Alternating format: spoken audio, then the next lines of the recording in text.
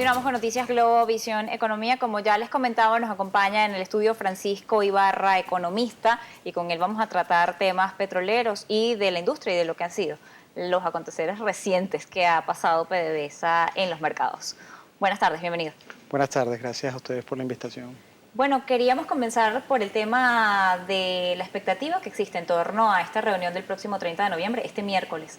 Esta reunión en la que Venezuela augura o espera, como el lobby que ha hecho, que se logre hacer un recorte en la producción o por lo menos se congele producción a los niveles que está en este momento. Quisiera consultarle si usted considera que esto es viable, efectivamente puede hacerlo, y que si de darse esto podría darnos algún beneficio en cuanto al repunte en el precio, que es básicamente lo que espera el Estado venezolano para sus necesidades de divisas.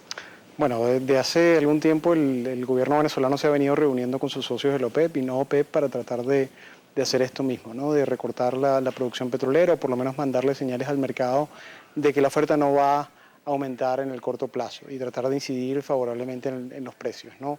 Está por verse si esta reunión es diferente a las anteriores, donde básicamente se han hecho buenas intenciones, pero al final lo que se ve es que no acaba nadie por recortarse la producción, sino nosotros que de alguna forma la estamos recortando sin querer queriendo, ¿no? Hay que ver qué es lo que va a pasar.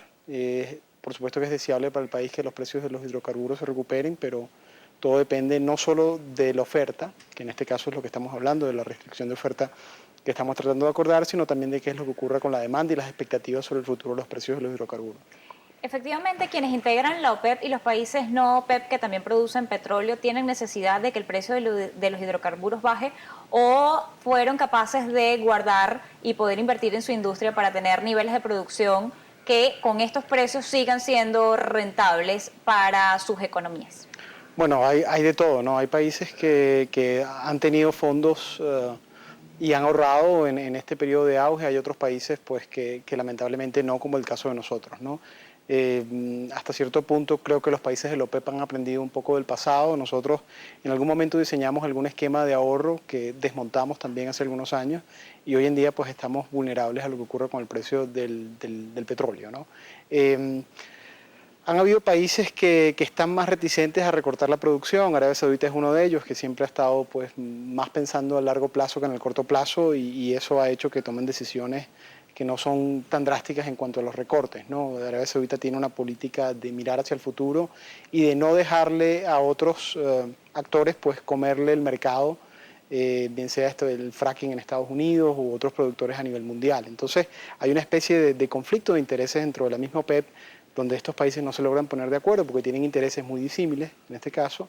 Y bueno, vamos a ver, como te digo, creo que todos estamos esperando que algo bueno salga de ahí, pero sin esperar mucho, ¿no? Sin ponerle muchas expectativas a eso.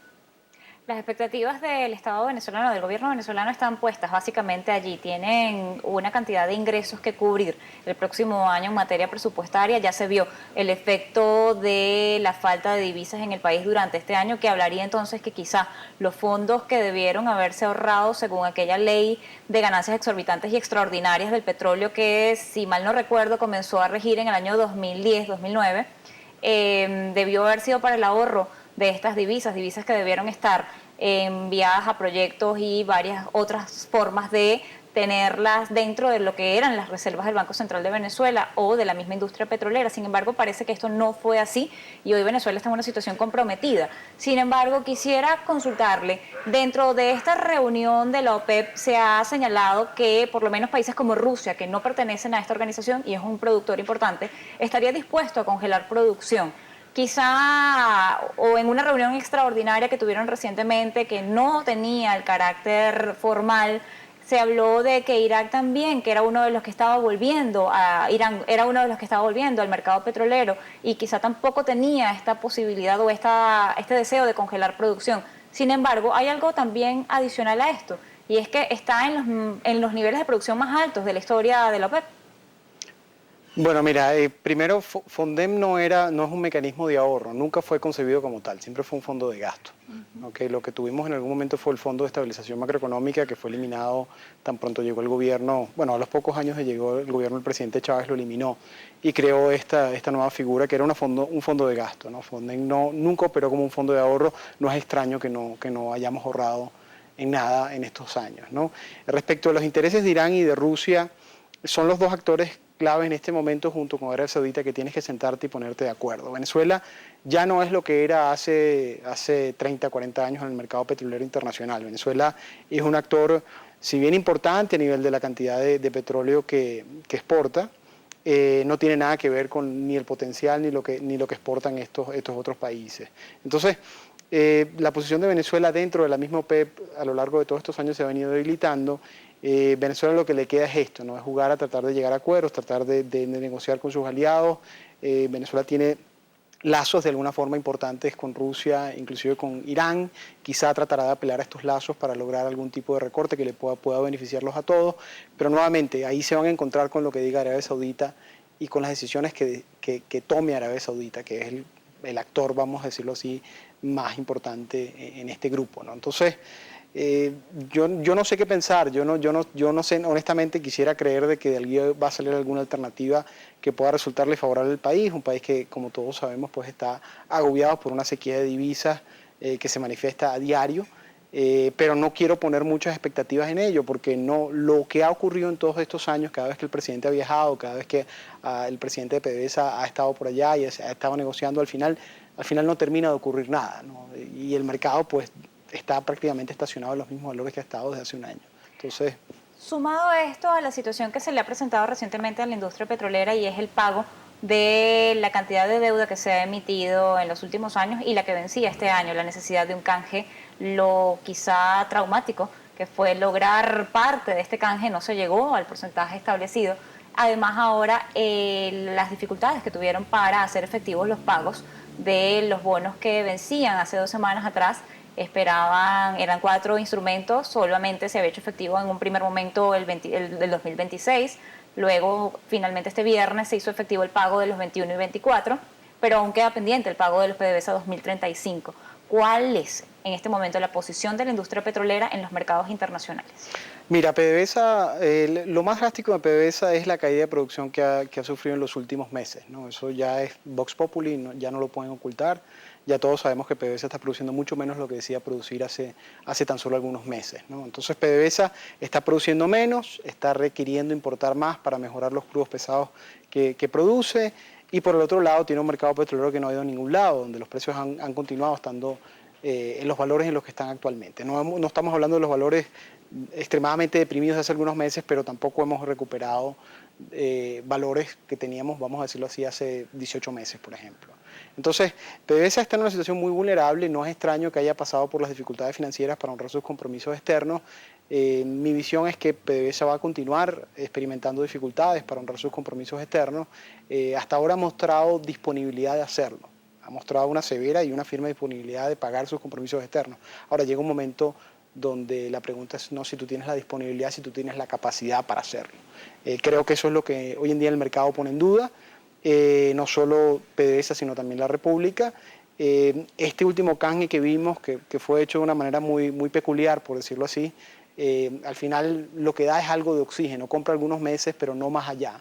Venezuela va a estar en una situación muy similar a la que está hoy en día, o la que estuvo en algunos meses, en menos de un año, donde va a tener que volver a sentarse a tratar de ver si emite nueva deuda o a ver qué otro tipo de financiamiento puede obtener.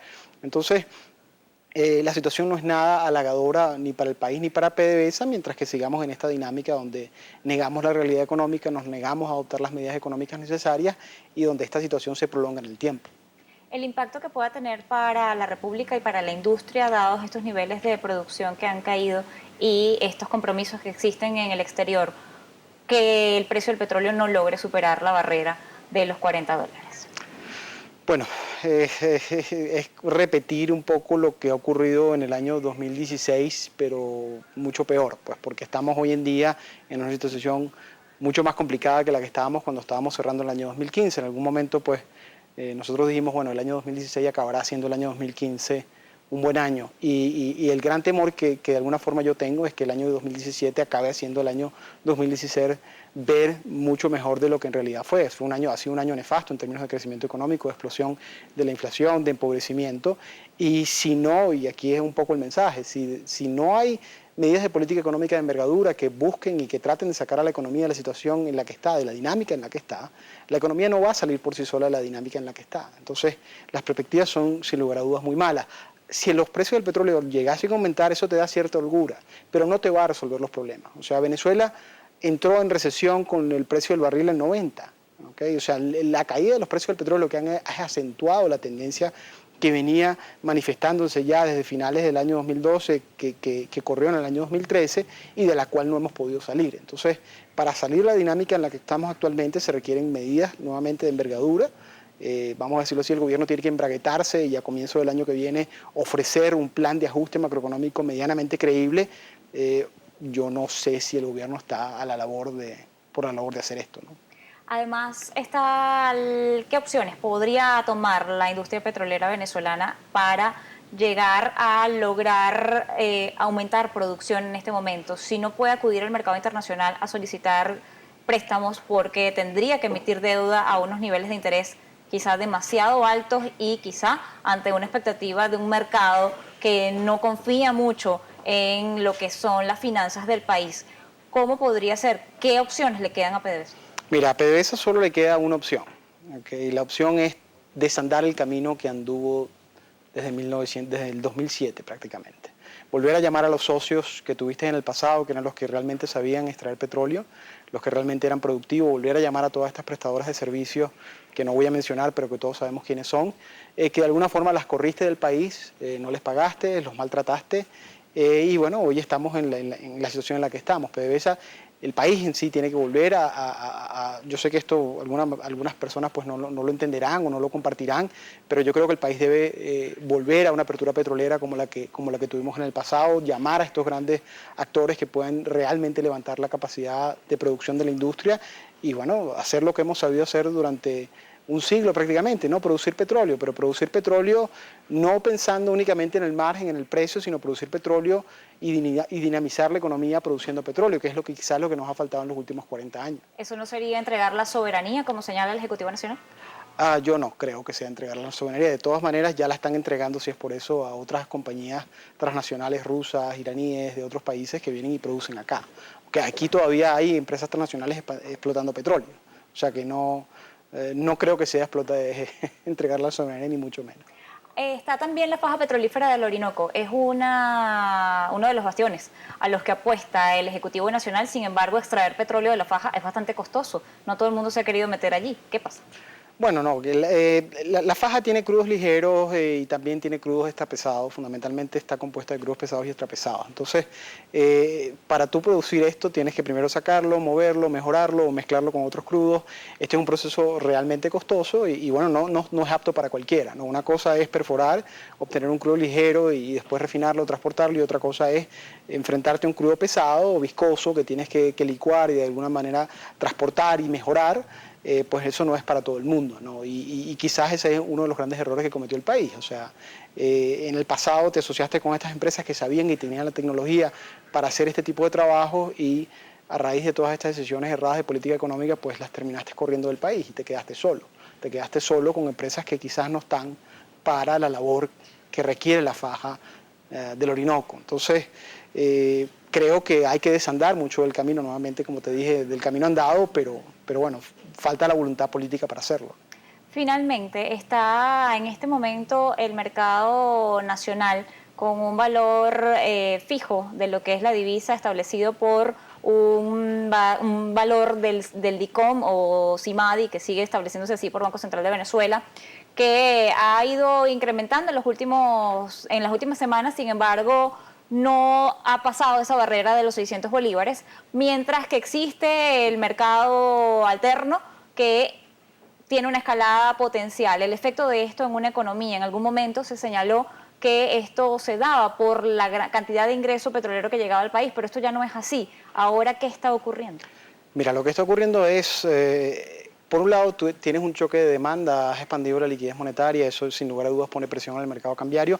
Yo creo que hay también un choque de oferta, debe haberse reducido alguna oferta que o bien se trasladaba de DICOM, de CIMAD y DICOM a este mercado alternativo, o había otros actores importantes con liquidez operando en este mercado, esos actores probablemente ya no estén, y eso ha propiciado todo este nerviosismo que estamos viendo en el mercado alternativo. El primer efecto que vamos a ver en los próximos meses es una aceleración inflacionaria.